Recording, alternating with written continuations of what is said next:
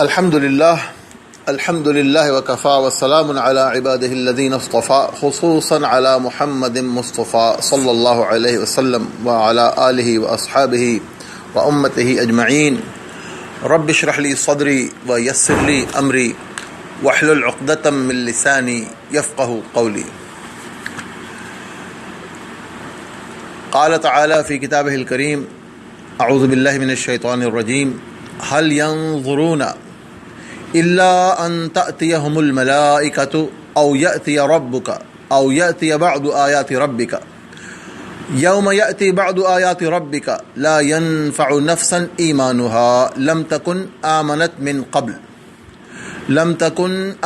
من قبل أو كسبت في إيمانها خيرا قل انتظروا إنا منتظرون. صدق اللہ العظیم. سورۃ الانعام آیت 158.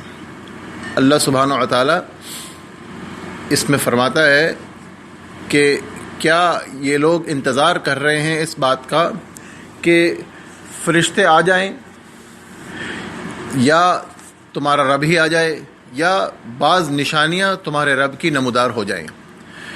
تو جس دن تمہارے رب کی بعض نشانیاں نمودار ہو جائیں گی تو اس دن ایمان لانا کسی شخص کو فائدہ نہ دے گا جو پہلے سے ایمان نہ لایا ہو یا جس نے پہلے سے اپنے ایمان میں بھلائی نہ کمائی ہو. ان سے کہو تم بھی انتظار کرو، ہم بھی انتظار کر رہے ہیں. اور رسول اللہ صلی اللہ علیہ وسلم کی حدیث مبارکہ ہے، صحیح مسلم میں ہے اور حضرت ابو ہریرہ رضی اللہ عنہ سے روایت ہے کہ رسول اللہ صلی اللہ علیہ وسلم نے فرمایا 3 نشانیاں جب نکل آئیں تو کسی جان کو اس کا ایمان لانا نفع نہ دے گا جب کہ وہ پہلے سے ایمان نہ لایا ہو یا اپنے ایمان کے ساتھ نیکی نہ کمائی ہو. یعنی یہ اسی آیت کی تفسیر میں اللہ کے رسول صلی اللہ علیہ وسلم فرما رہے ہیں. سورج کا مغرب سے طلوع ہونا اور دجال کا نکلنا اور دابۃ الارض کا ظاہر ہونا، یہ ہیں وہ 3 خاص بڑی نشانیاں. حضرات گرامی، آج ہم اپنے الآخرہ سیریز کا لیکچر نمبر 13 کر رہے ہیں اور موضوع چل رہا ہے علامات قیامت. اور اس سے پہلے ہم علامات الصغریٰ یعنی چھوٹی علامتیں پڑھ چکے ہیں اور اب ہم نے احادیث کے مطابق جو 10 بڑی علامتیں ہیں ان میں سے پہلی علامت کا تذکرہ شروع کرنا ہے. ٹھیک ہے، اور اس کا نام ہے المسیح الدجال. اور یہ بات ہم پڑھ چکے ہیں کہ علامات صغریٰ اور علامات کبریٰ میں یعنی چھوٹی اور بڑی علامتوں میں جو فرق ہے وہ اہمیت کے اعتبار سے نہیں ہے، بلکہ اہم فرق اس میں قیامت سے ان کے فاصلے کے اعتبار سے ہے کہ جو چھوٹی علامتیں ہیں وہ تو 1400 سال پہلے سے شروع ہو چکی ہیں. جن میں سب سے پہلی علامت جو اللہ کے رسول صلی اللہ علیہ وسلم نے گنوائی تھی وہ خود آپ صلی اللہ علیہ وسلم کی وفات کریمہ تھی. اپنی وفات آپ نے کہا سب سے پہلی علامت تو یہ ہے. اور اس کے بعد بہت سی علامتیں گزری، ہم نے بے شمار پڑھی، اور ہو سکتا ہے کہ 2 علامتوں کے درمیان سینکڑوں سال کا وقفہ ہو. پہلی بات یہ ہے کہ یہ قیامت کے وقوع سے کافی پہلے کی علامتیں ہیں یا بعض ان میں سے عام نوعیت کی جنرلائز نیچر کی علامتیں ہیں. اور یہ بھی کہ ہو سکتا ہے کہ 2 علامتوں کے درمیان 10 سال ہوں یا سینکڑوں سال بھی ہوں. لیکن جو علامات کبریٰ ہیں ایک تو وہ ہیں بالکل قیامت کے وقت سے بالکل قریبی آخری زمانے میں شروع ہوں گی، اور دوسری اہم بات یہ کہ جب یہ شروع ہو جائیں گی تو پھر اس طرح ہوں گی جس طرح ایک تسبیح ٹوٹ جائے اور یک کے بعد دیگرے اس کے دانے گریں، تو وہ سب ایک دو آگے پیچھے آئیں گی. یہ حدیث ہے مسند احمد میں کہ الآیات خرزات و منظومات فی السلک، یعنی آیتیں ایسی ہیں جیسے دھاگے کے ساتھ تسبیح کے دانے ہوتے ہیں، بیڈز، خرزات کہتے ہیں بیڈز کو. تو فَإِن يَقْطَعُ السِّلْكُ، اور اگر وہ دھاگا ٹوٹ جائے، يَتَّبِعُ بَعْضُهَا بَعْضًا، تو ایک دوسرے کے پیچھے وہ آئیں گے، بالکل ساتھ ساتھ آئیں گے نا. اب وہ ان میں ٹائم سپین کم ہوگا. حضرت حذیفہ بن اسید رضی اللہ عنہ سے روایت ہے کہ نبی کریم صلی اللہ علیہ وسلم نے ایک دن ہماری طرف دیکھا تو ہم آپس میں بیٹھے کسی چیز کا تذکرہ کر رہے تھے. فرمایا کس چیز کا ذکر کر رہے ہو؟ عرض کیا کہ قیامت کا. احادیث میں بہت سی باتیں جو ہیں وہ بین السطور نوٹ کرنے والی ہوتی ہیں. صحابہ ڈسکشن کر رہے ہیں, کس چیز پہ کر رہے ہیں, یہ نہیں ڈسکشن کر رہے ہیں بھئی فلاں جگہ پلاٹ اچھے مل رہے ہیں اور فلاں جگہ جو ہے نا پیسہ بڑا ملتا ہے اور فلاں ہے نا. اصل ڈسکشن کیا ہو رہی ہے, ان کی فکر کس چیز کی ہے, قیامت کی. اور عربی میں کہتے ہیں الاقدم فالاقدم, جو چیز زیادہ اہم اور بڑی ہوتی ہے نا اسی کو زیادہ اہمیت دینی چاہیے. بڑی چیز تو قیامت ہی ہے بھائی. تو صحابہ قیامت کا تذکرہ آپس میں کر رہے تھے, تو فرمایا نبی کریم صلی اللہ علیہ وسلم نے کہ وہ قائم نہیں ہوگی یہاں تک کہ اس سے پہلے 10 نشانیاں نہ دیکھ لو. پھر آپ نے گنوائیں, دھواں, دجال, دابۃ الارض, سورج کا مغرب سے طلوع ہونا, حضرت عیسیٰ علیہ السلام کا نزول, یاجوج ماجوج کا نکلنا, 3 جگہ زمین کا دھسنا یعنی مغرب میں, مشرق میں اور جزیرہ عرب میں. کتنی ہو گئی؟ 9 نشانیاں. اور 10ویں آخر میں ایک آگ ہوگی جو یمن کی طرف سے نکلے گی اور لوگوں کو محشر کی طرف دھکیل کر لے جائے گی. دوسری روایت میں ہے کہ قبر عدن سے ایک آگ نکلے گی اور لوگوں کو محشر کی طرف ہانکے گی. اور ایک اور روایت میں 10ویں نشانی کے متعلق ہے کہ ایک آندھی ہوگی جو لوگوں کو سمندر میں ڈال دے گی. واللہ عالم. یہ 10 نشانیاں رسول اللہ صلی اللہ علیہ وسلم نے گنوائی. یہ گنتی جو گنوائی گئی ہے, علماء کا کہنا ہے کہ یہ ضروری نہیں ہے کہ ترتیب بھی یہی ہو, اور دوسری احادیث کو ملا کر اور ساری ترتیب کو دیکھ کر تقریباً اتفاق رائے اس بات پہ ہے کہ ان میں سے سب سے پہلی علامت مسیح الدجال ہے. گو کہ ایک اور حدیث ہے, حالانکہ ایک حدیث ہے عبداللہ بن عمرو بن عاص رضی اللہ عنہ کی, اور وہ بھی صحیح مسلم میں ہے, کہ ظاہر ہونے کے لحاظ سے پہلی 3 نشانیوں میں سے ہیں سورج کا مغرب سے طلوع ہونا اور دابۃ الارض کا پہلے پہر نکل کر لوگوں کے پاس آنا. ان دونوں میں سے جو بھی پہلے واقع ہوئی تو دوسری اس کے نقوش قدم پر فوراً آ جائے گی. ٹھیک ہے. اب حدیث میں ہے کہ یہ پہلی 3 میں سے ہیں, تو ایک کی پہلے تو نبی صلی اللہ علیہ وسلم نے جگہ چھوڑی ہے. گو کہ ایک اور حدیث میں آتا ہے کہ پہلی نشانی, وہ طبرانی کی حدیث ہے, کہ پہلی نشانی جو ہے وہ دابۃ الارض ہے, اور یہ نہیں سوری پہلی نشانی مغرب سے سورج کا طلوع ہونا ہے. تو علماء کہتے ہیں کہ نشانیوں کی نوعیت میں فرق ہے. بعض نشانیاں ایسی ہیں جو آسمانی یعنی کائناتی نوعیت کی ہیں ان میں, اور جو بعض نشانیاں زمین پر لوگوں کے درمیان رونما ہوں گی ان دونوں میں فرق ہے. ان کے لحاظ سے وہ پہلی ہے, جس کے بعد پھر ایکچولی قیامت کا سائیکل شروع ہو جائے گا جب مغرب سے سورج نکل آئے گا. اور انسانوں کے لحاظ سے دجال کا خروج, واللہ عالم, وہ پہلی ہے. دجال کا خروج جو ہے بڑی نشانیوں میں سے پہلی نشانی. ایک حدیث ہے جو ابو داؤد کی روایت ہے کہ بیت المقدس کی آبادی یثرب کی خرابی کے ساتھ ہوگی, اور یثرب کی خرابی کے ساتھ ہی جنگوں کا آغاز ہوگا, اور جنگوں کے آغاز کے بعد قسطنطنیہ کی فتح ہوگی, اور جب قسطنطنیہ کی فتح ہوگی تو پھر دجال کا خروج ہو جائے گا. یہ ترتیب معروف ہے, اور بعض روایتوں میں آتا ہے کہ یہ 6-7 سالوں کے اندر یہ سب ہو جائے گا. اچھا جی, اس سے پہلے کہ آگے جائیں دیکھتے ہیں کہ مسیح دجال کے معنی کیا ہیں. تو یہ بڑا وسیع جو المسیح ہے, قاموس المحیط عربی کی مشہور ڈکشنری ہے, اس میں آتا ہے کہ یہ بڑا وسیع المعنی لفظ ہے. عربی زبان میں بعض اوقات ایک ہی چیز کے متضاد معنی بھی ہوتے ہیں, ایسا بھی ہوتا ہے. ہم نے جب قرآن کے وہ ترجمہ پڑھتے ہیں اس میں کئی دفعہ ایسے الفاظ آتے ہیں. پہلے معنی ہے یہ مسح سے ہے, کسی چیز پہ ہاتھ پھیرنا. ٹھیک ہے, تو کسی چیز پر ہاتھ پھیرا ہوا یہ بالکل ٹھیک ہے, اور کسی چیز پر ہاتھ پھیر کر اس کو مٹا دینا, کوئی چیز لکھی ہوئی تھی اس کے اوپر پھیر کر مٹا دیا, اس کو بھی یہ بھی مسیح ہو سکتا ہے. اور ہو سکتا ہے کہ اس سے اشارہ اس کی مٹی ہوئی آنکھ کی طرف ہو. دجال کی ایک آنکھ مٹی ہوئی ہوگی تو ہو سکتا ہے کہ اس کی طرف اشارہ ہو.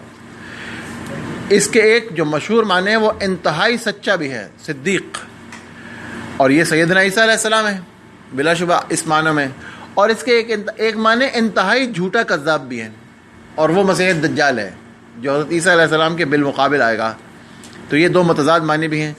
اور ایک آخری معنی اس کے, اور یہ اس کے تقریباً اوریجنل معنی, اس سے قریب بالکل شروع کے معنی میں استعمال ہوتا تھا, المسیح, جسے آپ کہہ سکتے ہیں انگلش میں انوائنٹڈ. وہ کرتے کیا تھے کہ جب کسی کو بادشاہی یا بڑے کوئی مرتبہ ملتا تھا دینی اعتبار سے بھی، کوئی جناب دین کا علم اس نے حاصل کر لیا ہے یا اس کو کسی منصب پر معمور کیا گیا ہے، کسی جیسے عبادت گاہ کا وہ ہیڈ بن رہا ہے یا کوئی ایسی بات ہے، تو اس کے سر پر تیل کی ایک کپی الٹ کر اس سے مسح کرتے تھے. ٹھیک ہے، اس سے کہتے تھے، اس کو انگلش میں آج بھی بیپٹزم کہتے ہیں، بپتسمہ دینا جیسے کہتے ہیں. تو اس کو بھی مسح سے تعبیر کیا جاتا ہے.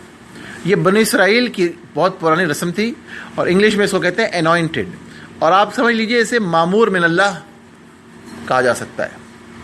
اچھا جی، بہرحال یہ تو تھے المسیح کے معنی.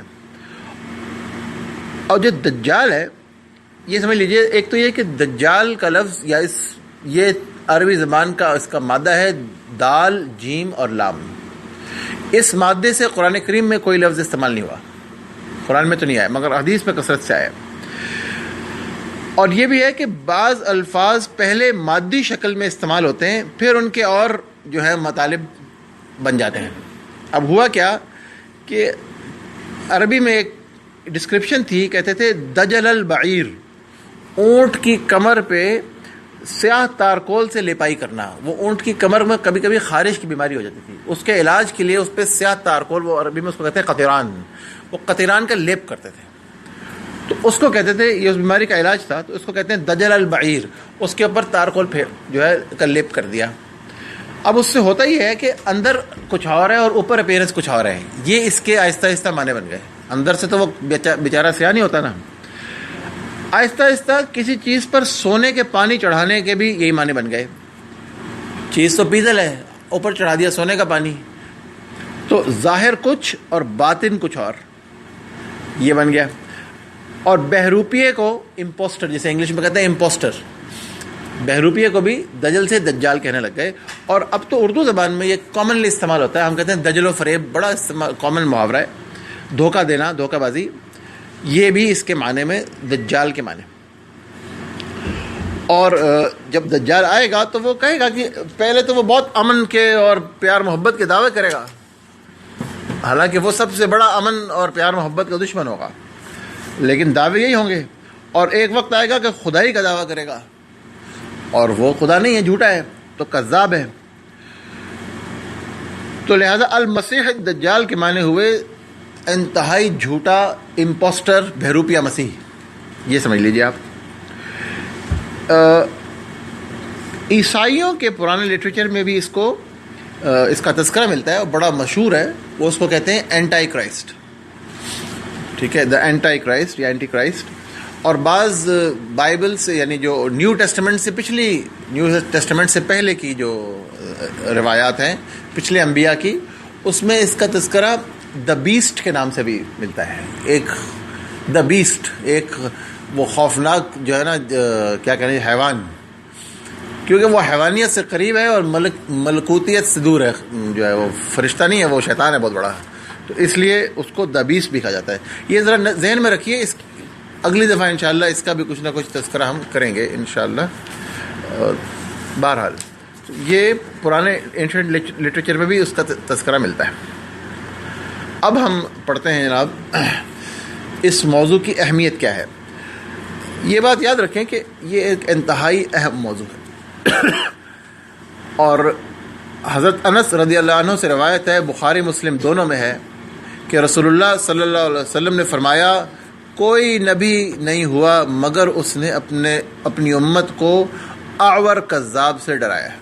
اعور کہتے ہیں کانے کو، جس کی ایک آنکھ جو ہے وہ خراب ہو. تو تمام انبیاء نے اپنی امتوں کو اس سے ڈرایا ہے. تو اس لہٰذا اس کو جاننا ضروری ہے، اس قدر اہم چیز ہے. یہ one of the most important چیزیں ہیں. اور ایک اور حدیث ہے، یہ بھی متفق علیہ حدیث ہے، کہ فرماتے ہیں میں تمہیں اس سے ڈراتا ہوں جس طرح نوح علیہ السلام نے اپنی قوم کو ڈرایا تھا.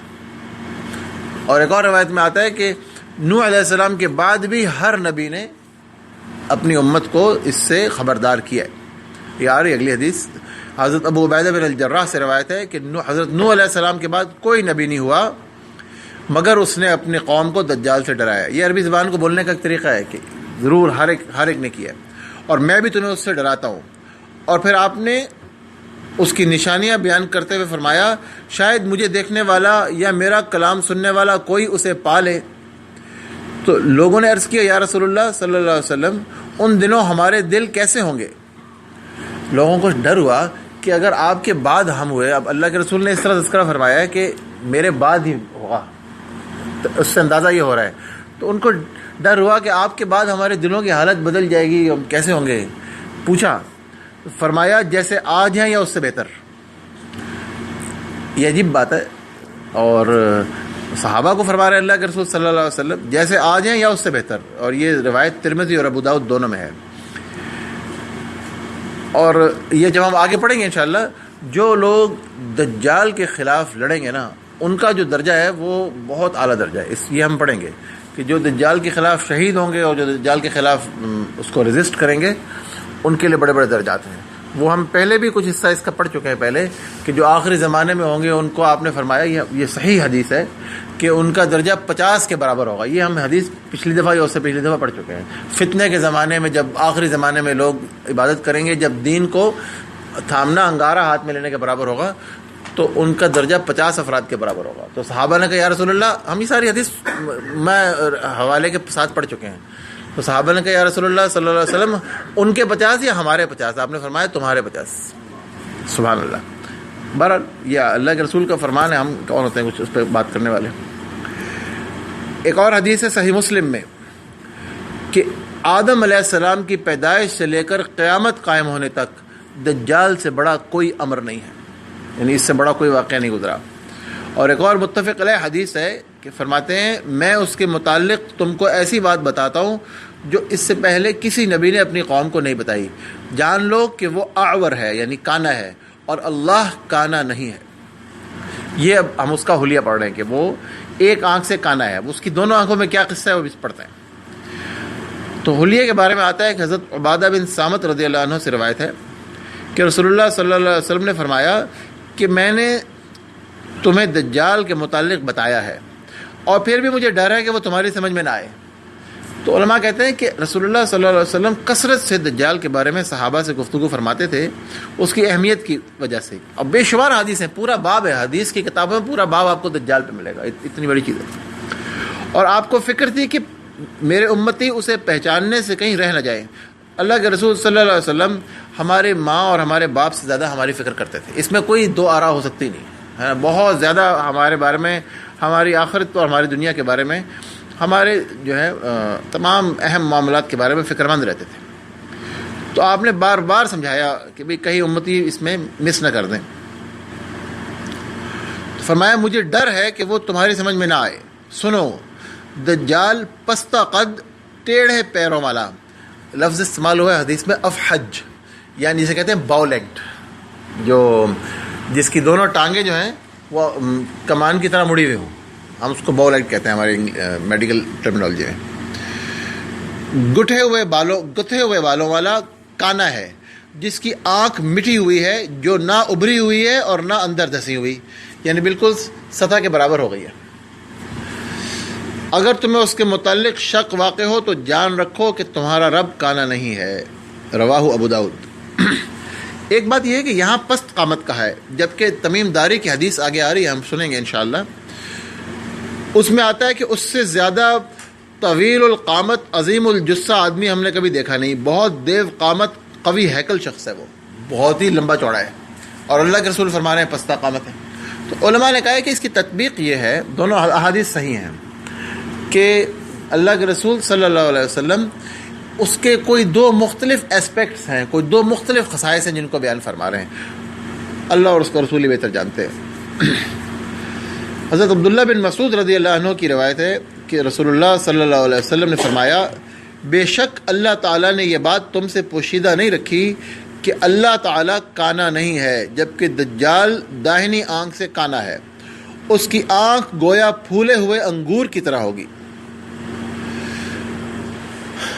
یہ متفق علیہ حدیث ہے۔ اور ایک اور متفق علیہ حدیث ہے، فرمایا آگاہ رہو کہ وہ کانا ہے جبکہ تمہارا رب کانا نہیں ہے، اور اس کی دونوں آنکھوں کے درمیان کا فا را لکھا ہوا ہے، یعنی کفر لکھا ہوا ہے اس کی دونوں آنکھوں کے درمیان۔ اور انہی سے روایت ہے کہ اور یہ بھی متفق علیہ حدیث ہے. یہ ساری حدیث بائی دا وے بخاری مسلم کی، ان میں سے میکسیمم حدیث صحیح بخاری اور مسلم کی ہیں. انہی سے روایت ہے کہ رسول اللہ صلی اللہ علیہ وسلم نے فرمایا دجال بائیں آنکھ سے کانا اور گھنے بالوں والا ہے. اور صحیح مسلم میں یہ بھی ہے کہ بے شک دجال مٹی ہوئی آنکھ والا ہے جس پر بڑا سا ناخنا ہے، کوئی اس کے اوپر میٹل، پرابلی میٹل یا ناخن کی جیسا کوئی چیز چڑھی ہوئی ہے، اور اس کی دونوں آنکھوں کے درمیان کافر لکھا ہوا ہے جس کو ہر مومن پڑھ لے گا، خواہ وہ لکھنا پڑھنا جانتا ہو یا نہ جانتا ہو. ٹھیک ہے. اللہ کے رسول فرماتے ہیں، میں آپ کو سناتا ہوں، پہلا پوائنٹ ہم ڈسکس کر لیتے ہیں. امپریشن یہ پڑتا ہے کہ اس کی جو بائیں آنکھ ہے وہ مٹی ہوئی ہے اور برابر جیسے اسپاٹ ہو گیا اس کا جو ہے نا چہرہ، یہاں سے وہ مٹی ہوئی ہے، ادھر کچھ نہیں ہے. ٹھیک ہے، نہ پھولی ہوئی ہے نہ اندر ہے، بس بالکل سکن کے جلد کے برابر لیول پہ ہے. اور جو یہ ہے بائیں آنکھ لیفٹ والی، اور جو اس کی داہنی آنکھ ہے وہ انگور کی طرح پھولی ہوئی ہے. یہ ہے دونوں آنکھوں میں، علماء نے اکثر یہی لکھا ہے کہ دونوں آنکھوں میں پرابلم ہے اس کی، اور ایک مٹی ہوئی ہے اور ایک انگور کی طرح پھولی ہوئی ہے.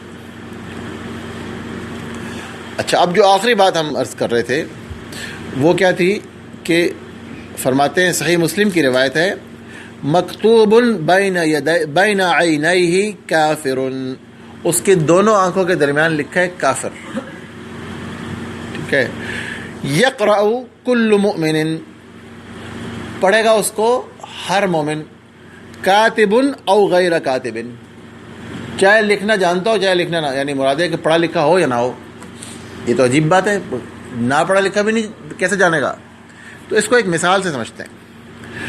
یاد رکھیے علماء نے، اللہ ان کو جزائے خیر عطا فرمائے، دجال کے بارے میں کثرت سے لکھا ہے، کتابیں لکھی ہیں. ٹھیک ہے. ایک کتاب ہے مولانا مناظر احسن گیلانی صاحب رحمہ اللہ کی، انہوں نے فتنہ دجال اور سورہ کہف کے موضوع پر پوری کتاب لکھی ہے. مولانا مفتی شفیع صاحب جو ہیں دیوبندی، انہوں نے بھی علامات قیامت اور نزول مسیح فتنہ دجال اس پر پوری کتاب لکھی. پچھلی صدی میں، بلکہ اس صدی میں بھی ڈاکٹر اسرار احمد مرحوم رحمہ اللہ نے دجال پہ بہت کام کیے، بہت زیادہ اس کے بارے میں لیکچرز لوگوں میں، تمام مکاتب فکر نے، دیوبندیوں نے بھی، اہل حدیث نے بھی، اور جدید تعلیمی یافتہ طبقے میں سے جو لوگ دین کا علم سیکھیں ان میں سے بھی، سب نے اس پہ دجال کے موضوع پر کثرت سے لکھا ہے.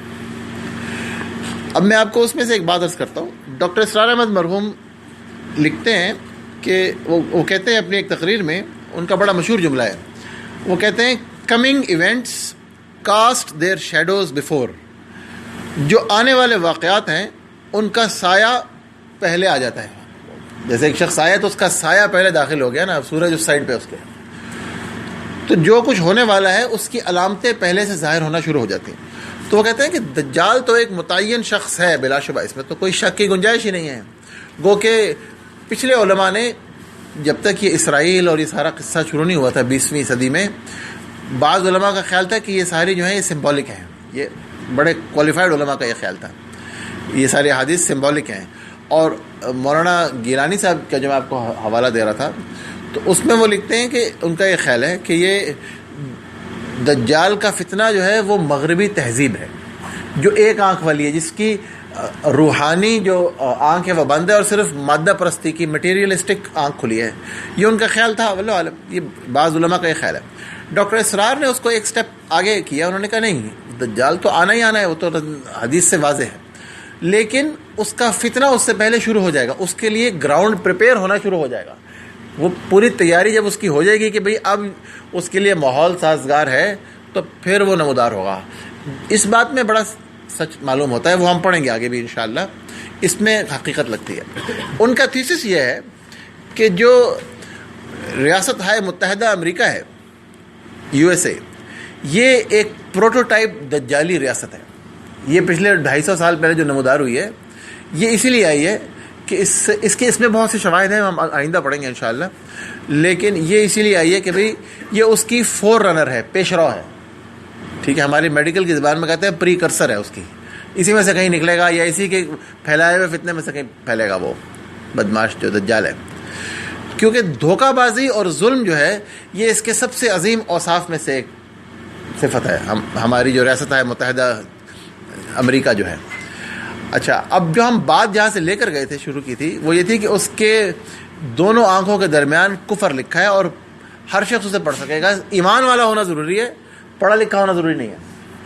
تو آپ حضرات مجھے یہ بتائیں, جو میں نے جس پہ 2 سوال لکھے ہیں, کہ کیا اس بات میں کسی کو شک ہے کہ یو ایس اے بہرحال کفار کا ملک ہے اور کفار کی ریاست ہے؟ اس میں کوئی شک ہے؟ کوئی دورہ نہیں, کوئی شک. کوئی کسی دیہاتی کسان کو بھی پکڑ لیں, پوچھے بھی امریکہ مسلمان ہے یا کافر, تو وہ کیا کہے گا؟ ٹھیک ہے, پہلی بات. تو اس میں پڑھا لکھا ہونا تو شرط نہیں ہے نا.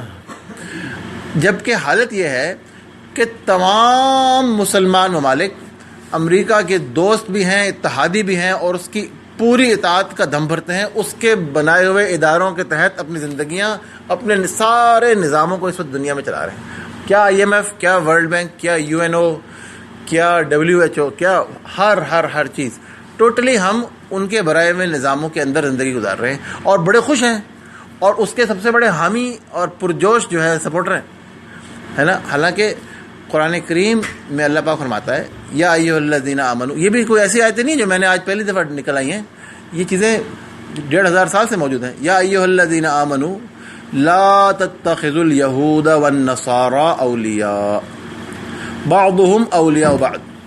اے لوگوں جو ایمان لائے ہو, مت بناؤ یہودیوں کو اور عیسائیوں کو اپنے دوست, وہ آپس میں ایک دوسرے کے دوست ہیں. ومن یتولہم منکم, اور جو بنائے گا ان کو دوست تم میں سے, فإنہ منہ, وہ انہی میں سے, تو پھر وہ ہے انہی میں سے. بالکل لفظی ترجمہ عرض کر رہا ہوں. ان اللہ لا یہدی القوم الظالمین, بے شک اللہ ظالم لوگوں کو ہدایت نہیں دیتا. سورہ مائدہ آیت 51. کیوں؟ اب یہ دوسرا سوال یہ کہ اللہ پاک کیوں کہہ رہے ہیں بھائی مت ان کو دوست بناؤ؟ اپنا جواب اللہ پاک ہو نہیں سکتا کہ اللہ کریم ایک سوال آپ کو پیش کرے یا کوئی, تو اس کی ریزن وجہ نہ بتائے, وجہ بتاتا ہے. سورہ آل عمران آیت نمبر 100 بہت جگہ بتاتا ہے. میں آپ کو اس میں سے ایک مثال کے طور پہ کوٹ کر رہا ہوں. پورا قرآن اس موضوع سے بھرا ہوا ہے کہ کفار سے دوستی مت کرو, کفار سے رشتہ مت بڑھاؤ, بہت زیادہ. لیکن میں آپ کو ایک جگہ بتا رہا ہوں.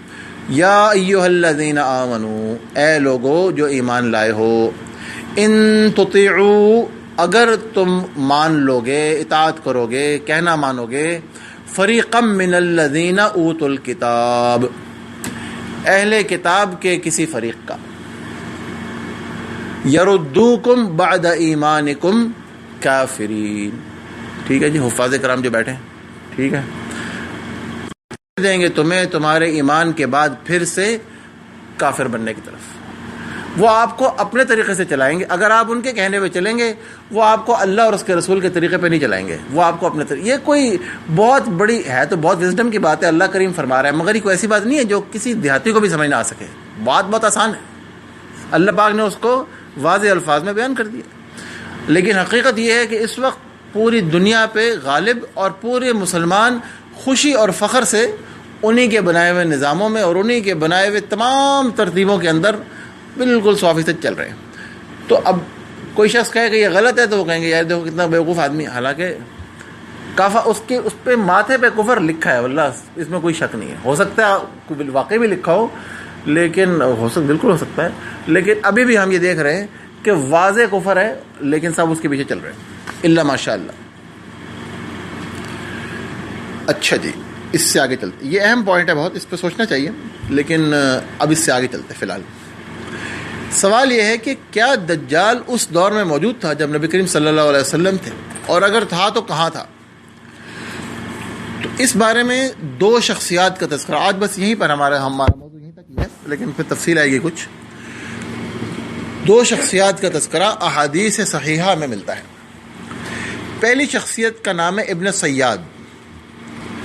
ایک شخص تھا, اس کا نام تھا ابن سیاد, جو نبی صلی اللہ علیہ وسلم کے دور میں تھا.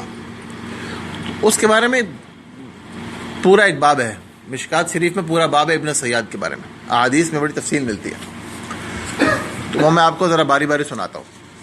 سنن ترمذی کی روایت ہے, اور راوی ہیں حضرت ابو بکرہ رضی اللہ عنہ. حضرت ابو بکرہ کا قصہ یاد ہے؟ ہم نے طائف کے جب پڑھا تھا، طائف کے محاصرے میں بکرہ کسے کہتے ہیں عربی زبان میں؟ چرخی کو، پلی کو. یہ پلی سے لٹک کے نیچے اترے تھے نا اور مسلمان ہوئے تھے. بہرحال یہ ہم نے قصہ پڑھا تھا. تو حضرت ابو بکرہ رضی اللہ عنہ سے روایت ہے، ان کا نام پڑ گیا ابو بکرہ، جو چرخی سے لٹک کے نیچے آیا تھا. اچھا خیر، روایت ہے کہ رسول اللہ صلی اللہ علیہ وسلم نے فرمایا کہ دجال کے والدین کی 30 سال تک اولاد نہیں ہوگی، پھر ان کے ہاں ایک کانا بڑے دانتوں والا لڑکا پیدا ہوگا جس کا نفع کم ہوگا، اس کی آنکھیں سوئیں گی لیکن دل نہیں سوئے گا. پھر رسول اللہ صلی اللہ علیہ وسلم نے فرمایا، رسول اللہ صلی اللہ علیہ وسلم نے اس کے والدین کی نشانیاں بیان فرمائیں کہ اس کا باپ لمبے قد کا، کم گوشت اور چونچ جیسی ناک والا ہے، اور اس کی ماں موٹی چوڑی چکلی اور لمبے ہاتھوں والی ہے. تو حضرت ابو بکرہ فرماتے ہیں کہ ہم نے سنا کہ مدینہ منورہ میں یہودیوں کے گھر اسی طرح کا ایک لڑکا پیدا ہوا ہے. تو کہتے ہیں میں اور حضرت زبیر بن العوام، حضرت زبیر بن العوام کون ہے؟ نبی صلی اللہ علیہ وسلم کے پھوپھیزاد بھائی، عشرہ مبشرہ میں سے ایک، ون آف عشرہ مبشرہ، یعنی جلیل القدر، ہائیسٹ لیول کے صحابی ہیں.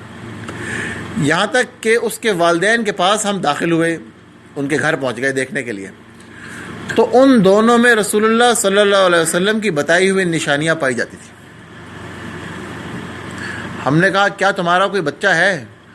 تو دونوں نے کہا کہ 30 سال سے ہمارے گھر اولاد نہیں ہوئی تھی، مگر اب پھر لڑکا ہوا جو کانا ہے، بڑے دانتوں والا، کم نفع والا ہے، اس کی آنکھیں سوتی ہیں مگر دل نہیں سوتا. انہوں نے وہی ڈسکرپشن بتا دی.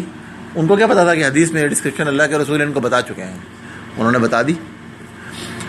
تو اچھا، وہ پیدا تو کافی پہلے ہوا تھا، ان کو خبر کچھ عرصہ اصل میں بعد میں ملی ہے، کیونکہ کہتے ہیں کہ ہم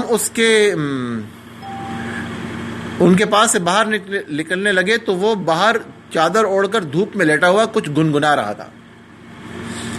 کچھ گفتگو، ڈھکی چھپی گفتگو کرنے کا پرابلی اس کو کوئی معاملہ تھا اس کا. تو کہتے ہیں کہ ہم نے اس کے سر سے کپڑا ہٹا دیا. اس نے کہا آپ دونوں نے کیا کہا ہے؟ ہم نے کہا تم نے ہماری بات سن لی ہے؟ اس نے کہا ہاں، کیونکہ میری آنکھیں سوتی ہیں لیکن میرا دل نہیں سوتا.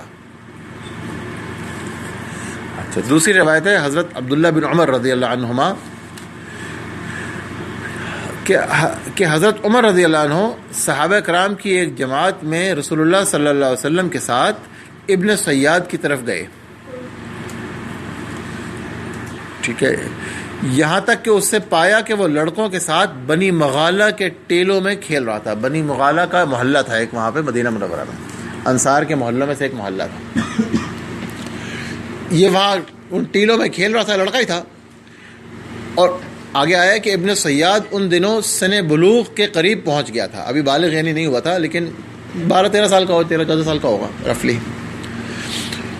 اسے کچھ معلوم نہ ہوا یہاں تک کہ رسول اللہ صلی اللہ علیہ وسلم پہنچ کر اس کی کمر پر دست مبارک مارا اور فرمایا کہ کیا تو گواہی دیتا ہے کہ میں اللہ کا رسول ہوں؟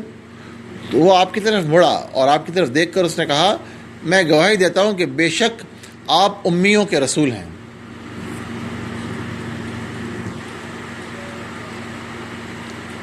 پھر ابن سیاد نے کہا کیا آپ گواہی دیتے ہیں کہ میں اللہ کا رسول ہوں؟ اب آگے سے کاؤنٹر کوشچن کر رہا ہے. تو نبی صلی اللہ علیہ وسلم نے اس کو جکڑ لیا اور فرمایا میں اللہ اور اس کے رسولوں پر ایمان رکھتا ہوں. اور دوسری روایت میں آتا ہے کہ میں اللہ پر، اس کے فرشتوں پر، اس کی کتابوں پر اور اس کے رسولوں پر ایمان رکھتا ہوں. یہ اللہ کے رسول نے یہ فرمایا، تفصیلی جواب یہ فرمایا. تو پھر اس سے آپ نے دریافت فرمایا ابن سیاد سے تو کیا دیکھتا ہے؟ اس نے کہا میرے پاس ایک سچا آتا ہے اور ایک جھوٹا آتا ہے. اور دوسری روایت میں آتا ہے کہ پہلے اس نے کہا کہ میں پانی پہ تخت دیکھتا ہوں. تو اللہ کے رسول نے فرمایا یہ ابلیس کا جو تخت ہے نا وہ سمندر پہ ہے. یہ روایت اور ایک حدیث میں آتا ہے کہ ابلیس اپنا تخت سمندر پہ بچھاتا ہے، یہ ایک اور حدیث ہے. تو آپ نے فرمایا یہ ابلیس کا تخت جو ہے نا وہ دیکھ رہا ہے جو سمندر پہ ہے. پھر فرمایا اور کیا دیکھتے ہو؟ اس نے کہا کہ میں ایک سچا میرے پاس سچا اور جھوٹا آتا ہے. اور دوسری روایت میں آتا ہے کہ میں 2 سچے اور 1 جھوٹا، نیز 2 جھوٹے اور 1 سچا دیکھتا ہوں. نبی صلی اللہ علیہ وسلم نے فرمایا اس کو چھوڑ دو، اس پر شبہ ڈال دیا گیا ہے، اس کے اوپر معاملہ گڈمڈ ہو گیا ہے۔ پھر آپ نے اس سے فرمایا کہ میں تمہیں بتانے کے لیے اپنے دل میں ایک بات چھپاتا ہوں، میں اپنے دل میں اگر تم اتنے نالجبل ہو، تمہیں اندر چیزیں پتہ، دل بھی تمہارا جاگتا ہے اور پتہ نہیں چلتا، تمہیں ہر چیز پتہ چل جاتی ہے، فرمایا میں اپنے دل میں ایک بات چھپاتا ہوں۔ اور آپ نے اپنے دل میں یوم تأتی السماء بدخان مبین، سورہ دخان کی جو آیت ہے وہ دل میں آپ نے چھپا لی۔ اس نے کہا الدخ، یعنی پورا نہیں بتا سکا، لیکن کچھ نہ کچھ اس میں سے پا لیا اس نے، غالباً کاہن تھا، کوئی جنات کے ساتھ اس کا معاملہ تھا، واللہ عالم۔ آپ نے فرمایا دور ہو، تو اپنی حد سے نہیں بڑھ سکتا، یعنی آپ نے کہا کہ یعنی یہ اس کی اوقات نہیں ہے کہ بتا سکے، کہ گیس کر رہا ہے، کوئی تھوڑا بہت اس کو آئیڈیا ہوا ہے، مگر اس کو پوری صحیح بات نہیں پتا۔ آپ نے فرمایا تو اپنی اوقات سے، تو اپنی حد سے آگے نہیں بڑھ سکتا۔ تو حضرت عمر رضی اللہ عنہ نے عرض کیا یا رسول اللہ صلی اللہ علیہ وسلم، مجھے اجازت عطا فرمائیے میں اس کی گردن اڑا دوں، مگر یہ وہی دجال ہے، تو مراد یہ تھی۔ تو اللہ کے رسول صلی اللہ علیہ وسلم نے فرمایا اگر یہ وہی ہے تو تم اس پر قابو نہیں پا سکتے، اور دوسری روایت میں آتا ہے کہ تم اس کو قتل کرنے والے نہیں ہو، وہ کوئی اور ہیں، وہ تو کوئی اور ہے، اور اگر یہ وہ نہیں ہے تو اس کے قتل میں کوئی تمہارے لیے بھلائی نہیں ہے، پھر یہ اچھا کام نہیں ہے۔ اور دوسری روایت میں آتا ہے کہ پھر تمہیں ایک ذمی کو قتل کرنے کا کوئی حق نہیں ہے، وہ ذمی تھا۔ تو پھر حضرت ابن عمر کی آگے بھی روایت ہے، آگے فرماتے ہیں کہ اس کے بعد رسول اللہ صلی اللہ علیہ وسلم اسی دن یا اگلے دن واللہ عالم یا کب، حضرت ابی بن کعب انصاری رضی اللہ عنہ کو لے کر ان درختوں میں گئے جن میں ابن سیاد رہتا تھا، کوئی درختوں کا جھنڈ تھا، وہاں اس کا رہن سہن تھا، وہیں اس کا گھر ہوگا اس کے اندر ہی، اور آپ کھجور کے تنوں کی آڑ میں چل رہے تھے، اور ارادہ مبارک یہ تھا کہ اس سے کچھ سنیں اس سے پہلے کہ وہ آپ کو دیکھیں۔ وہ کچھ نہ کچھ اس کی عادت ہے کہ گنگناتا رہتا تھا، یا کچھ باتیں نا جیسے کسی سے کر رہا ہے، ایسے ہی غیر حاضر موجود مراد جن ہو سکتے ہیں، واللہ عالم کوئی مخلوقات ہیں، یہ اس کی عادت تھی۔ تو آپ چاہتے تھے کہ اس کے دیکھنے سے پہلے اس کی کچھ بات سن لیں۔ تو ابن سیاد چادر اوڑھ کر لیٹا ہوا تھا اور اسی طرح اپنی عادت کے مطابق کچھ گنگنا رہا تھا یا کچھ گفتگو کر رہا تھا، بعض روایتیں میں آتے ہیں کچھ خفیہ گفتگو کر رہا تھا۔ تو اللہ کے رسول اس سے پہلے کہ اس کے بالکل پاس پہنچتے صلی اللہ علیہ وسلم، ابن سیاد کی ماں نے آپ صلی اللہ علیہ وسلم کو دیکھ لیا اور بیٹے کو کہا اے صاف اس کا نام ہے، اس کا نام کیا تھا؟ صاف۔ ابن سیاد تو باپ سے ہے نا، یا باپ دادے کا کوئی نام ہوگا، تو فرمایا اے صاف، یہ محمد صلی اللہ علیہ وسلم آ رہے ہیں۔ جب اس ماں نے خبردار کر دیا نا، ماں نے پہلے دیکھ لیا، تو وہ چپ کر گیا۔ تو اللہ کے رسول صلی اللہ علیہ وسلم نے فرمایا اگر وہ چھوڑ دیتی تو شاید معاملہ ظاہر ہو جاتا، اگر وہ چھوڑ دیتی تو معاملہ ظاہر ہو جاتا کہ بھی کیا قصہ ہے اس کا۔ یہ حدیث متفق علیہ ہے، یہ جو میں نے ابھی تک آپ کو حضرت عبداللہ بن عمر سے شروع کر کے بتائی ہے، یہ بخاری مسلم دونوں میں ہے۔ ابن سیاد دجال تھا یا نہیں تھا، یہ تو ہم ابھی آگے اس پہ تھوڑی سی اور بات کریں گے، مگر اس حدیث سے ایک اور بڑی اہم بات پتہ چلتی ہے کہ نبوی علم میں اور خدائی علم میں فرق ہے، ٹھیک ہے، دونوں چیزوں میں فرق ہے۔ اللہ اللہ ہے اور اللہ کا رسول ہے، we must not confuse the two, دونوں ایک نہیں ہیں، ٹھیک ہے۔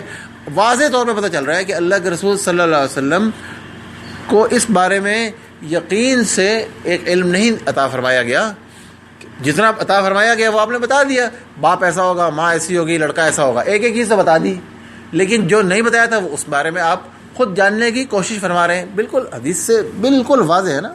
تو لہٰذا یہ بات درست نہیں ہے، بعض لوگ اور آپ نے حدیث کے راوی کہتے ہیں کہ اللہ کے رسول صلی اللہ علیہ وسلم نے اس بارے میں تردد اور توقف فرمایا، یعنی واضح رائے کا اظہار نہیں کیا۔ آپ نے کبھی نہیں کہا یہی دجال، آپ نے کیا کہا اگر یہ ہے تو تم نہیں ہو، اور اگر یہ اس کو قتل کرنے والے، اور اگر نہیں ہے تو یہ پھر ایک ذمہ کو کیسے مار سکتے ہو؟ یہ پوری بات آپ نے نہیں کہا کہ مجھے تو پتہ ہے میں تو رسول ہوں، میں تو حاضر و موجود کو جانتا ہوں، ایسا نہیں کہا، نعوذ باللہ، ہے نا۔ اور لہذا نبی صلی اللہ علیہ وسلم کے علم کو اللہ کے علم سے تشبیہ دینا یہ ایک درست بات نہیں ہے۔ اللہ پاک فرماتا ہے لیس کمثلہ شیء، اللہ کے جیسا کوئی اور نہیں ہے، اللہ اللہ ہے، باقی اس کے رسول ہیں جو بھی ہیں، ایسے ہی ہے نا۔ اس حدیث میں، بخاری مسلم کی حدیث میں ہم نے تفصیل سے یہ بات پڑھ لی کہ اس کانسیپٹ کی گنجائش نہیں ہے کہ سمجھا جائے کہ وہ بھی جی حاضر و موجود سب کو جانتے ہیں. نعوذ باللہ من ذالک. اس معاملے میں ہمیں واضح ہونا چاہیے. اچھا جی، اب ایک روایت ہے حضرت اسی کے بارے میں، حضرت ابو سعید خدری رضی اللہ عنہ کی. وہ کہتے ہیں ہم حج پہ نکلے یا عمرے پہ نکلے تھے ایک سال، بہت سال پہلے کی بات ہے. جب یہ حدیث سنا رہے ہیں تو اس واقعے کو بہت عرصہ گزر چکا تھا. تو کہتے ہیں ہمارے درمیان ابن سیاد بھی موجود تھا، وہ بھی جا رہا تھا ہمارے ساتھ حج پہ یا عمرے پہ. ابن سیاد بعد میں مسلمان ہو گیا تھا، نبی کریم صلی اللہ علیہ وسلم کی وفات کے بعد وہ مسلمان ہو گیا. بلکہ حدیث میں جو احادیث کے راوی ہیں وہ ابن سیاد کا ایک بیٹا تھا، اس کا نام مجھے بھول گیا ہے. وہ بیٹا احادیث کے راویوں میں سے ہے، اس سے امام مالک تک نے روایت لی ہے، ابن سیاد کے بیٹے سے، یاد رکھیں. اور امام ذہبی نے کہا ہے کہ وہ اچھا ہے، بالکل ٹھیک ہے، اس کی توثیق کی ہے. امام مالک حدیث لینے میں بہت سخت ہیں. بعض لوگ امام مالک کی موطا کو صحیح بخاری سے اوپر مانتے ہیں، بعض وجہ سے مانتے ہیں اور بعض وجہ سے نہیں مانتے، وہ الگ بحث ہے. لیکن انہوں نے اس سے روایت لی ہے، تو لہذا یہ مسلمان ہو گیا تھا. سنتے جائیں ذرا. اچھا، وہ کہتے ہیں ہمارے درمیان ابن سیاد بھی تھا. تو ہم ایک منزل پہ ہم اترے، جب ایک جگہ پڑاؤ کیا تو لوگ متفرق ہو گئے، ادھر ادھر پھیل گئے اپنی چیزوں میں. تو میں رہ گیا اور وہ رہ گیا، حضرت ابو سعید خدری رضی اللہ عنہ اور ابن سیاد، ہم اکٹھے رہ گئے. کہتے ہیں مجھے بڑی سخت وحشت ہو کہ اب یہ اور میں اکٹھے رہ گئے نا. اب ہر آدمی اس سے کتراتا تھا، ہر ایک کو خیال تھا یہی دجال ہے. بعض صحابہ قسم کھا کے کہتے تھے یہ دجال ہے. اچھا، تو اب مجھے اس سے شدید وحشت ہو تو اور مجھے سوچوں کہ کیا اس سے کیا کہوں گا میں. تو اس نے کہا، اور اس نے کیا کیا کہ اس نے اپنا سامان اٹھا کے میرے سامان کے اوپر رکھ دیا. یہ ان کا بیچاروں کا جو بوریا بستر تھا، اس نے اپنا بوریا بستر ان کے سامان پہ رکھ دیا، اس سے ان کو مزید وحشت ہو. ٹھیک ہے، تو انہوں نے کہا دیکھو یار، کہتے ہیں میں نے اس کو کہا کہ دیکھو گرمی بہت زیادہ ہے، تو تم ایسا کرو نا، اس اپنا سامان نا ذرا سائڈ پہ رکھ لو. ان الحر شدید، گرمی زیادہ ہے. تو کہتے ہیں گرمی کی وجہ سے نہیں میں کہہ رہا تھا، لیکن اب کیا کہتا اس کو میں. تو اس نے اٹھا کے اس کو ایک درخت کے نیچے لے جا کے رکھ دیا. کہتے پھر اس کے پاس کوئی بکری تھی، وہ اس بکری کا اس نے دودھ دوہا، دودھ اس کو نکال کے مجھے لا کے ایک برتن میں لا کے دیا اور کہا کہ پئیں. تو کہتے ہیں اب اس کے ہاتھ سے نکالا ہوا دودھ تو مجھے بالکل ہی نہ پینے کا دل کرے. تو میں نے اس کو کہا کہ یار گرمی بہت زیادہ ہے اور دودھ بھی گرم گرم ابھی نکلا ہے، چلو اب فی الحال نہیں میں پیتا نا. تو اس کو سمجھ تو آ گیا نا، وہ بھی کوئی مطلب بچہ تو نہیں تھا، وہ تو اچھا خاصا کاہن تھا وہ، جو یا رہا تھا جو بھی تھا. اس نے کہا اے ابو سعید، میں سوچ یہ رہا ہوں کہ جو تم لوگ میرے بارے میں باتیں کرتے ہو اور جو میرے ساتھ تم لوگوں کا سلوک ہے، میں سوچتا ہوں کہ میں ایک رسی لوں اور اس کا پھندا بناؤں اور اس سے لٹک کے اپنی زندگی کا خاتمہ کر لوں. مطلب مجھے تم لوگوں نے بالکل آؤٹ کاسٹ بنا دیا نا. میں مطلب مجھ سے ایسا سلوک کرتے جیسے کوئی واقعی میں دجالی ہوں. تو تم جو ہے، میرا دل کرتا ہے کہ میں پھندا لے کے تو میں لٹک جاؤں. اس وجہ سے جو تم لوگ میرے بارے میں باتیں کرتے ہو اور جو میرے ساتھ سلوک ہے. اے ابو سعید، تمہارے پر رسول اللہ صلی اللہ علیہ وسلم کی حدیثیں تم سے چھپی ہوئی نہیں ہیں، اور تم تو انصار کے بڑے عالم ہو. تم نے نہیں سنا ہوا کہ اللہ کے رسول نے فرمایا تھا صلی اللہ علیہ وسلم نے کہ وہ کافر ہوگا اور میں مسلمان ہوں. اور تم نے یہ نہیں سنا کہ آپ نے فرمایا تھا صلی اللہ علیہ وسلم کہ وہ بانجھ ہوگا اور اس کی اولاد نہیں ہوگی اور میرا تو بیٹا ہے. میں بھی تو آپ کو بتایا اس کا بیٹا حدیث کے راویوں میں سے ہے. اچھا، تو میرا تو بیٹا ہے، میری اولاد بھی ہے. اور یہ نہیں بتایا تھا آپ نے کہ وہ مدینہ منورہ اور مکہ مکرمہ میں داخل نہیں ہوگا، اور میں مدینہ سے آ رہا ہوں اور مکہ جا رہا ہوں تمہارے ساتھ حج عمرہ کرنے، جو بھی کرنے جا رہے تھے. تو کہتے ہیں حضرت ابو سعید خدری نے کہا کہ دل میں کہتے ہیں میرے آئے واقعی کہتے ہو سچ رہا ہے، سچ تو کہہ رہا ہے. تو کہتے ہیں میں اس کی طرف نرم ہو گیا اور میں مائل ہو گیا کہ چلو میں اس کی بات مان لوں نا کہ ٹھیک ہے.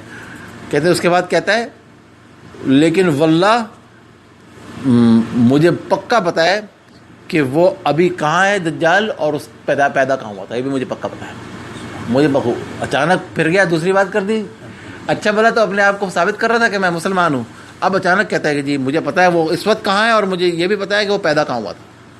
کہتے ہیں میں نے کہا دفع ہو یہاں سے اور جا، تیرا سارا دن خراب گزرے. میں اچھا بھلا اس کی بات ماننے لگا تھا، آخر میں پھر ایسی فضول بات کر دی. اچھا. اور میں اس کے ماں اور باپ, دوسری روایت میں آتا ہے اس نے کہا کہ میں اس کے باپ اور ماں کو بھی جانتا ہوں. تو کہتے ہیں کسی نے اس کو کہا, یہ بھی حدیث میں صحیح مسلم کی روایت ہے, کسی نے کہا کہ اگر تجھے کہا جائے کہ تو ہی دجال ہو جا تو کیا اس پہ تو خوش ہو جائے گا, تو یو ول ایکسیپٹ اٹ؟ تو اس نے کہا اگر مجھ پر یہ بات پیش کی جائے تو میں اس کو ناپسند نہیں کروں گا. استغفر اللہ. آپ سے کوئی کہے کہ تم دجال ہونا پسند کرو گے, آپ کہیں گے میں مر جاؤں گا, اللہ پاک مجھے ایمان کی حالت میں موت دے, میں دجال کیوں ہونا پسند کروں؟ نعوذ باللہ, بدترین دشمن. وہ کہتا ہے اگر مجھے پیش کی جائے تو میں ناپسند نہیں کروں گا. اب پھر معاملہ اس نے کنفیوز کر دیا نا. اس معاملے میں کنفیوژن ہے, اس معاملے میں کوئی پیچیدگی کنفیوژن ہے, ابھی یار مزید آئے گی پیچیدگی. برابر اس نے کہا کہ میں اس کو ناپسند نہیں کروں گا. خیر, حضرت نافع سے روایت ہے کہ حضرت عمر رضی اللہ عنہ کے غلام اور قریب ترین شاگرد ہیں, کہتے ہیں کہ ابن عمر کے قریبی ترین شاگرد ہیں. تو کہتے ہیں کہ ابن عمر رضی اللہ عنہ مدینہ منورہ کے کسی راستے میں ابن سیاد سے ان کی ملاقات ہو گئی. انہوں نے اس کو کچھ کہہ دیا, صحابہ کو بات کہنے سے ڈرتے تو نہیں تھے, تو وہ ناراض ہو کے اتنا ناراض ہوا کہ پھول گیا, اتنا پھول گیا کہ راستہ ہی بند کر دیا. راستہ بہت بڑی روڈ تو نہیں ہوگی, کوئی گلی ہوگی تنگ سی, مگر انسان پورا اتنا پھول جائے کہ گلی کو بند کر دے. یہ کیا ہوا؟ تو حضرت ابن عمر وہاں سے سیدھے اپنی بہن حضرت حفصہ رضی اللہ عنہ کے پاس گئے, اور ان تک یہ بات پہنچ گئی تھی پہلے ہی. تو انہوں نے فرمایا کہ اللہ تعالیٰ آپ پر رحم فرمائے میرے بھائی جان, آپ نے ابن سیاد سے کیا لینا دینا تھا؟ آپ کو معلوم نہیں ہے کہ رسول اللہ صلی اللہ علیہ وسلم نے فرمایا تھا کہ دجال غصے کی حالت میں نکلے گا, کوئی اس کو ناراض کرے گا تو پھر وہ نکلے گا. کوئی معاملہ ایسا ہوگا جس پہ اس کو غصہ آئے گا اور پھر وہ بالآخر ظاہر ہوگا. آپ کیوں اس کو ظاہر کرنا چاہ رہے ہیں؟ اگر وہ ہے تو مراد یہ تھی. یہ صحیح مسلم کی روایت ہے. اور ایک اور روایت ہے اسی صحیح مسلم کی کہ مجھے وہ ملا جب کہ اس کی آنکھ سوجی ہوئی تھی, اب اس کی آنکھ بھی سوج گئی. یہ دوسری علامت, اس میں ایک اور علامت ظاہر ہو گئی. تو میں نے اس سے کہا تیری آنکھ کو کیا ہوا جو میں دیکھ رہا ہوں؟ اس نے کہا مجھے نہیں معلوم. میں نے کہا تمہیں نہیں معلوم جبکہ وہ تمہارے سر میں, شاید تمہیں کیسے نہیں, اپنی آنکھ کا نہیں پتا, یہ کیسے, واٹ از دس؟ اس نے کہا کہ اگر اب اس کا جواب سنیں, کہتا ہے اگر اللہ تعالیٰ چاہے تو اسے آپ کی لاٹھی میں پیدا کر دیں, میری اس آنکھ کو آپ کی لاٹھی میں پیدا کر دیں. میں نے عجیب فضول سی بات کی کہ یہ میری آنکھ ہو سکتا ہے آپ کی لاٹھی میں نکل آئے. اور راوی کا بیان ہے کہ اس نے ایک سخت گدھے جیسی آواز نکالی جو ہم سب نے سنی, ایک خوفناک سی آواز نکالی اس نے, واللہ اعلم. اور حضرت جابر رضی اللہ عنہ کی روایت ہے کہ حرہ والے دن ابن سیاد مدینہ سے ہم سے گم ہو گیا. یہ آخری ہے, the last he was seen was in حرہ. حرہ تو بہت بعد میں کہیں حضرت امیر معاویہ کے بعد یزید کے دور میں پیش آیا تھا, جب مدینہ منورہ میں کوئی غالباً واقع ہوا تھا, اٹیک ہوا تھا. یہ اس زمانے کا قصہ ہے. اس دن وہ غائب ہو گیا. اچھا جی, ابھی بات ختم نہیں ہوئی ابن سیاد کی, آخری ایک روایت باقی ہے, اور یہ ہے حضرت ابن حجر رضی اللہ عنہ رحمہ اللہ لکھتے ہیں. ابن حجر اسقلانی مشہور عالم ہیں. وہ کہتے ہیں کہ ابو نعیم الاصبہانی نے تاریخ اصبہان میں ایک واقعہ نقل کیا ہے, اور وہ کہتے ہیں کہ اس کو صحابی تک وہ روایت لے کر جاتے ہیں, اور کہتے ہیں کہ جب ہم نے اصفہان فتح کیا, اصبہان عربی میں کہتے ہیں اصبہان, اور یہ حضرت عمر کے زمانے کا قصہ ہے. کہتے ہیں جب ہم نے اصبہان فتح کیا تو ہمارے جنگی کیمپ, جو ہمارا معسکر تھا, ہمارے جنگی کیمپ میں اور یہودیوں کی ایک بستی تھی اصبہان میں. یہ ذرا یاد رکھ لیں, اصبہان اور اس میں یہودی, یہ بھی ابھی اگلے دفعہ اس کا بھی تذکرہ آئے گا انشاءاللہ, صحیح حدیث میں کریں گے انشاءاللہ. تو وہاں یہودیوں کی ایک بستی تھی, اور ایک فرسخ کا فرسخ جس طرح میل ہوتا ہے, وہ ایک میرا خیال 2-2.5 میل یا کچھ, اس کا ایگزیکٹ نہیں معلوم, ایک تھوڑا سا ایک فاصلے کا یونٹ ہے. تو ایک فرسخ کا فاصلہ تھا ہمارے جنگی کیمپ میں, ہمارے آرمی کے کیمپ میں اور یہودیوں کی بستی میں. تو کیا ہوا کہ ہم وہاں آتے جاتے تھے, کوئی ظاہر ہے کوئی خرید و فروخت کے لیے چیزوں, روزمرہ کی چیزوں کے لیے وہاں سے جاتے ہوں گے لیتے. تو کہتے ہیں ایک دن ہم گئے تو جناب یہودی جناب بڑے گانے بانے بجا رہے ہیں, اور بڑا ڈھول دپا ہو رہا ہے, اور جناب کوئی بڑی تقریب ہو رہی ہے. تو ہم نے, میرے ایک دوست نے ان سے پوچھا کہ یہ کیا ہو رہا ہے آج تم لوگوں کا کوئی تہوار ہے, کیا چکر ہے؟ انہوں نے کہا ہمارا جو بادشاہ ہے وہ آیا ہے جس کے ساتھ ہم عرب پر فتح پائیں گے, وہ ہمارے پاس آ گیا ہے, یہ یہودیوں نے کہا. تو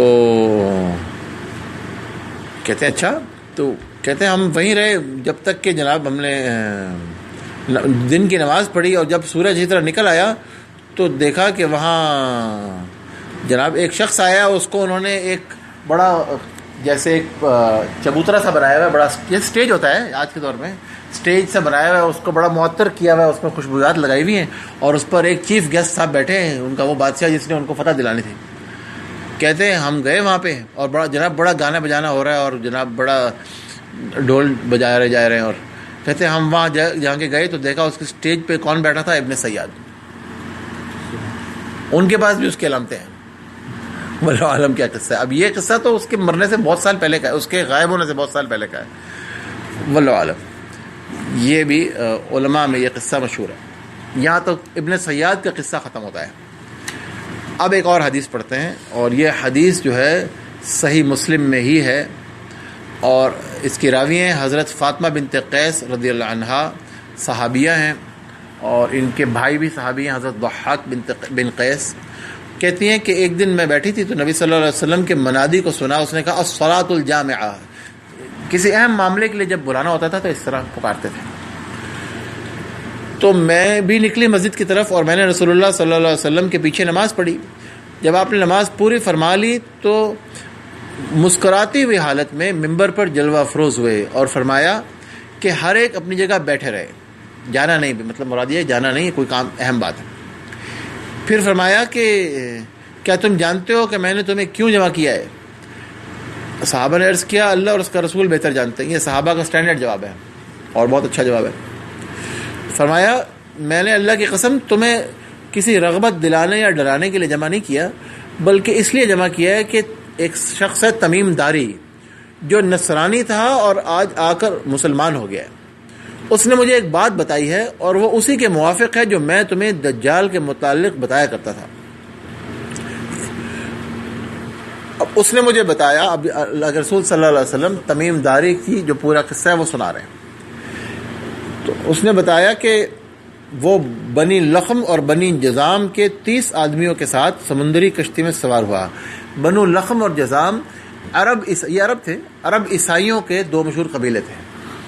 عرب کرسچن تھے, پہلے بھی تھے, آج بھی ہوتے ہیں, لبنان میں بہت ہیں, تو اس وقت یہاں بھی تھے. تو وہ 30 آدمیوں کے ساتھ سمندری کشتی میں سوار ہوا. 1 مہینے تک سمندر کی لہریں ان سے کھیلتی رہیں, یعنی وہ اپنا رستہ بھٹک کر مہینہ بھر کہیں سمندر میں گھومتے رہے بیچارے.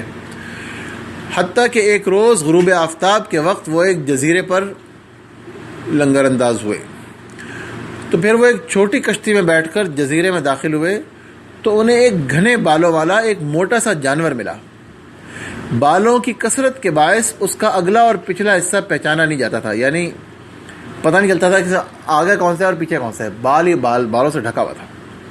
واللہ عالم کیا چیز تھی وہ. لوگوں نے پوچھا یہ عربی کا طریقہ ہے, ویلک تیرا کھانا خراب ہو, اس کا مراد یہ نہیں ہے, بس یہ ایک عربی کا طریقہ ہے. ویلک من انتا, تیرا کھانا خراب, تو کون ہے؟ اس نے کہا میں جساسہ ہوں, یعنی میں جاسوس ہوں, یعنی یہ انفارمیشن گیدرنگ اس کا کوئی کام تھا, کہ انفارمیشن معلومات اکٹھی کرنا. تم ایسا کرو, ادھر ایک کلیسا ہے بڑا, اس کے پاس جاؤ, وہاں ایک آدمی ہے وہ تمہاری خبر کا بڑا مشتاق ہے. جب اس نے کہا جی کہ وہاں کوئی کلیسا ہے اور میں جاسوس ہوں, اور پتہ نہیں کیا عجیب و غریب مخلوق ہے, اور اس کلیسا میں ایک آدمی ہے جو ہمارے بارے میں بڑا, اس کو کیسے پتہ چل گیا ہمارے بارے میں؟ تو کہتے ہیں ہم ڈر گئے تھوڑا سا نا, کہ کوئی یہ جو آئی ہوئی ہے یہ جاسوسا, یہ کوئی شیطان کی جو ہے نا پرکالا ہے کوئی. خیر ہم جلدی سے چل پڑے, حتیٰ کہ اور کہیں جا سکتے ہی نہیں تھے, کلیسا میں ہی پہنچ گئے. تو کہتے ہیں وہاں ایک بہت بڑا آدمی تھا, بہت لمبا چوڑا آدمی تھا, ایسا جیسا ہم نے کبھی نہیں دیکھا تھا, اور وہ بڑی مضبوطی سے بندھا ہوا تھا, اور اس کے ہاتھ گردن کے ساتھ بندھے ہوئے تھے. ہاتھ گردن کے ساتھ بندھے ہوئے تھے, گھٹنوں سے ٹخنوں تک بیڑیوں سے جکڑا ہوا تھا. ہم نے کہا ویلک, وہ تیرا کھانا خراب, تو کون ہے؟ اس نے کہا میرے متعلق تمہیں اندازہ ہو جائے گا, پہلے تم بتاؤ کہ تم کون ہو. کہتے ہیں ہم نے کہا کہ ہم عرب کے رہنے والے ہیں، سمندری کشتی میں سوار ہوئے تھے، 1 مہینے تک لہروں کے ساتھ جو ہے ہم بہتے رہے، جزیرے میں داخل ہوئے تو ہمیں اس طرح جانور ملا ہے، اور اس نے اس طرح ہمیں کہا ہے، اور اس طرح ہم تیرے پاس آئے ہیں۔ یہ سارا قصہ ہے، میں نے آپ کو تھوڑا مختصر کر کے سنا رہا ہوں۔ تو اچھا، تو اس شخص نے کہا پہلے یہ بتاؤ کہ جو بیسان کا نخلستان تھا اس میں پھل لگتے ہیں؟ بیسان کا جو نخلستان ہے اس میں پھل لگتے ہیں۔ بیسان فلسطین میں ایک جگہ ہے، آج بھی ہے، ایک شہر ہے بیسان، اور اگر آپ اس کی فوٹوگراف نیٹ پہ جا کے دیکھیں گے تو اس میں آپ کو بڑے باغات نظر آئیں گے۔ تو اس نے کہا کہ اس میں پھل لگتے ہیں؟ ہم نے کہا ہاں۔ تو اس نے کہا ان قریب وہ پھل نہیں دے گا۔ اچھا یہ بتاؤ کہ بحیرہ طبریہ جو ہے اس میں پانی ہے؟ ہم نے کہا اس میں بہت پانی ہے۔ بحیرہ طبریہ بھی جنوبی فلسطین میں ایک جھیل ہے، ایک کافی بڑی جھیل ہے، نیٹ پہ ہے، آپ کو نقشے پہ میپ میں مل جائے گی آرام سے۔ تو اس نے کہا کہ ہم نے کہا اس میں بہت پانی ہے۔ اس نے کہا ان قریب اس کا پانی ختم ہو جائے گا۔ یہ مجھے بتاؤ کہ عین زغر جو ہے، زغر کا چشمہ، اس میں پانی ہے اور اس کے چشمے سے لوگ کھیتی باڑی کرتے ہیں؟ ہم نے کہا ہاں، عین زغر بھی فلسطین میں ہے۔ یہ تینوں چیزیں فلسطین میں ہیں، فلسطین یا پریزنٹ ڈے اسرائیل، جو آج کے دور میں اسرائیل ہے، اس کے ساتھ یہ سب چیزیں اسی میں ہیں۔ ہم نے کہا ہاں بالکل ہے۔ تو اس نے کہا اچھا چھوڑو، یہ بتاؤ کہ مجھے امیوں کے نبی کے بارے میں بتاؤ کہ اس نے کیا کیا۔ اس کو پورا، وہ وہاں جکڑا بیٹھا ہے، کون سا BBC CNN سن رہا ہے جو اس کو ساری انفارمیشن بھی ہے، 1 مہینہ کا سفر ہے کہیں سمندر میں، انفارمیشن ساری ہے اس کے پاس، بلکہ یہ بھی پتہ ہے بعد میں کیا ہوگا۔ اچھا، تو کہتا ہے کہ امیوں کے نبی نے کیا کیا؟ ہم نے کہا وہ مکہ مکرمہ سے نکل کر مدینہ منورہ میں تشریف لا چکے ہیں۔ اس نے کہا کیا عرب ان سے لڑے تھے؟ ہم نے کہا ہاں۔ تو اس نے کہا انہوں نے ان کے ساتھ کیا سلوک کیا؟ ہم نے اسے بتایا کہ وہ یعنی اللہ کے رسول صلی اللہ علیہ وسلم قرب و جوار کے عرب پر غالب آ چکے ہیں اور انہوں نے اطاعت اختیار کر لی ہے، ٹھیک ہے۔ تو اس نے آگے سے کہا اس شخص نے ان کی خیر اسی میں ہے کہ اس کی پیروی کرے، یعنی نبی صلی اللہ علیہ وسلم کی پیروی اختیار کرے۔ اور اب میں تمہیں اپنے متعلق بتاتا ہوں کہ میں ہی دجال ہوں۔ کہہ بھی رہا ہے کہ خیر اسی میں ہے، اور ان اے وے ایک لحاظ سے تمیم داری کو مسلمان کرنے کا سبب تو دجال ہوا نا۔ اس نے کہا وہ خیر اسی میں، جاؤ تم بھی جا کے قبول کر لو۔ بہرحال اس کو سب پتہ ہے، یہ اللہ کی مخلوقات میں سے کوئی مخلوق ہے۔ معلوم ایسا ہوتا ہے کہ یہ اللہ کی مخلوقات میں سے کوئی مخلوق ہے اور اللہ ہی اس کا معاملہ بہتر جانتا ہے۔ بہرحال تو اللہ کے لشکروں کو اللہ کے سوا کوئی نہیں جانتا، ہم تو کچھ بھی نہیں جانتے، حقیقت یہ ہے کہ ہم کچھ بھی نہیں جانتے۔ بہرحال اس نے کہا کہ میں تمہیں اپنے متعلق بتاتا ہوں کہ میں ہی دجال ہوں، ان قریب مجھے نکلنے کی اجازت ملے گی، پس میں نکل کر زمین میں پھروں گا اور 40 دنوں کے اندر کوئی ایسی بستی نہیں رہے گی جس میں میں نہ اتروں، سوائے مکہ مکرمہ کے اور طیبہ کے۔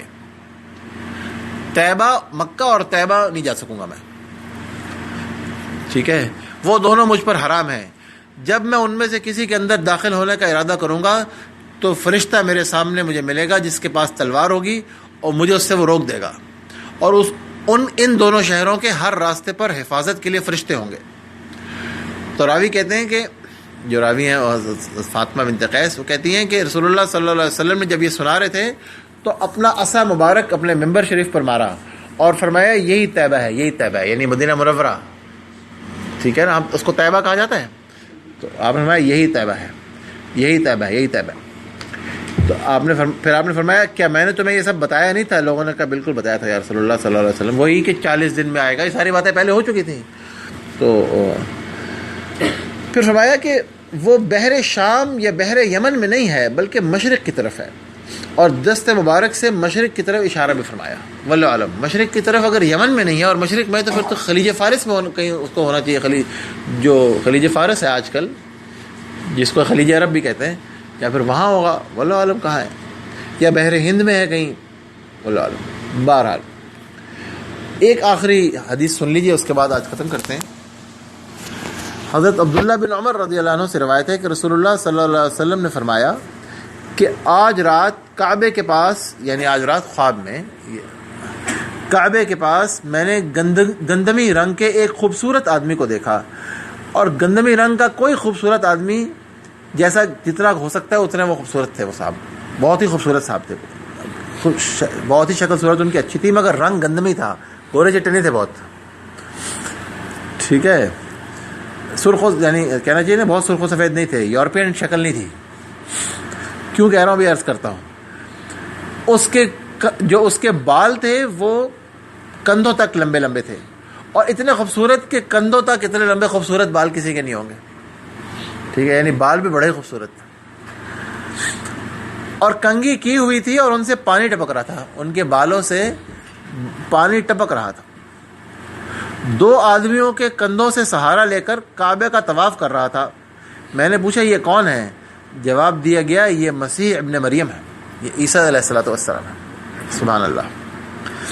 وہ کہتے ہیں یہ پانی کی آپ کو پتہ ہوگی کہ حضرت عیسیٰ علیہ السلام جب آسمان پر تشریف لے گئے ہیں, جب ان کو اٹھایا گیا ہے, اس سے پہلے انہوں نے غسل فرمایا تھا. تو اب جب وہ آئیں گے بھی, جب وہ دمشق کے مسجد میں جب اتریں گے تو اپنے لائف کے اسی لمحے میں اتریں گے جس لمحے میں اوپر گئے تھے. تو ان کے جو ہے نا بالوں سے اللہ کے ٹائمز, اور جو ہے اللہ پاک قرآن میں فرماتا ہے واللہ یقدر اللیل والنہار, اللہ جو ہے یہ ٹائم کس کے قبضے میں ہے؟ ہر چیز کس کے قبضے میں ہے؟ اللہ کے. تو وہ ان کے اسی جو ہے نا اس طرح پانی گر رہا ہوگا. اچھا, دوسری روایتوں میں آتا ہے موتیوں کی طرح ان کے قطرے گر رہے ہوں گے, تھوڑا ایک ایک قطرہ قطرہ کر کے. پھر فرماتے ہیں اللہ کے رسول صلی اللہ علیہ وسلم, پھر میں نے گھنگریالے بالوں والے ایک کانے آدمی کو دیکھا جس کی آنکھ گویا پھولا ہوا انگور تھی.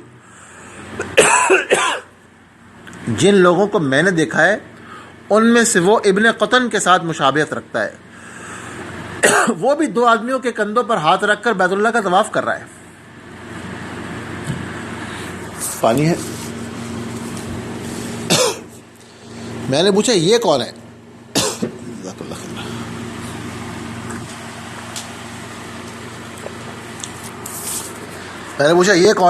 جواب دیا گیا یہ مسیح الدجال ہے. دونوں کو اکٹھے دیکھا, یعنی ایک پہلے مسیح اصلی مسیح کو بھی دیکھا اور پھر جھوٹے مسیح کو بھی, دونوں دکھائے گئے.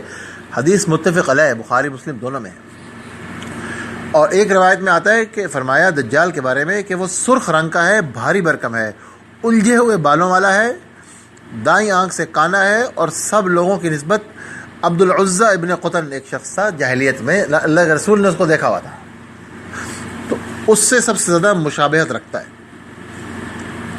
یہ تو ہے دجال کی پرسنالٹی اور اس کے فزیکل ایٹریبیوٹس, اس کا حلیہ, وہ کہاں ہے کہاں نہیں ہے واللہ عالم.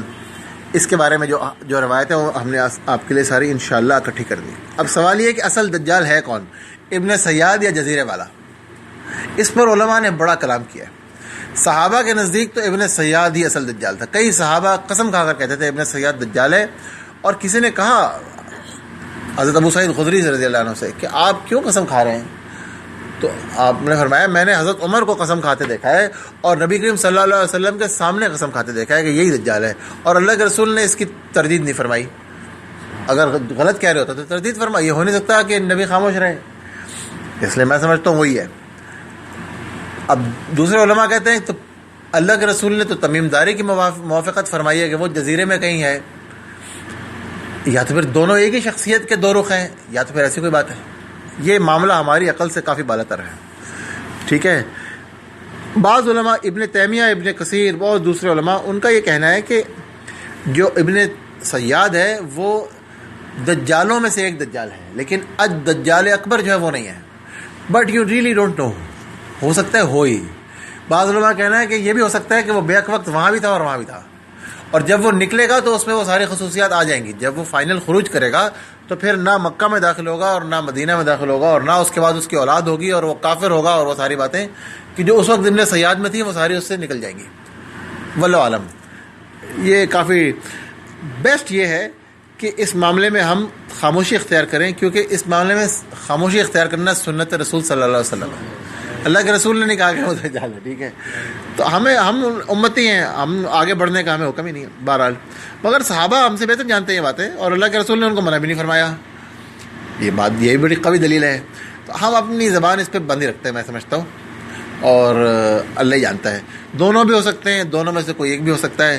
جب وہ نکلے گا, اور اللہ پاک ہمیں اس سے محفوظ رکھے اور اس کے نکلنے سے محفوظ رکھے, ابھی مزید پڑھیں گے اس کے بہت سے کارنامے جو وہ کرے گا دنیا میں آ کے، اور اس سے بچنے کا کیا طریقہ ہوگا اور سارا معاملہ، اور اس کی موت اور اس کی زندگی جو سارا کچھ ہے وہ انشاءاللہ ہم جو جیسا بھی احادیث میں آیا ہے وہ پڑھیں گے انشاءاللہ اگلی دفعہ۔ اللہ سبحانہ و تعالی ہمیں سمجھنے کی اور عمل کرنے کی توفیق عطا فرمائے، آمین۔ سبحان ربک رب العزۃ عما یصفون وسلام علی المرسلین والحمد للہ رب العالمین۔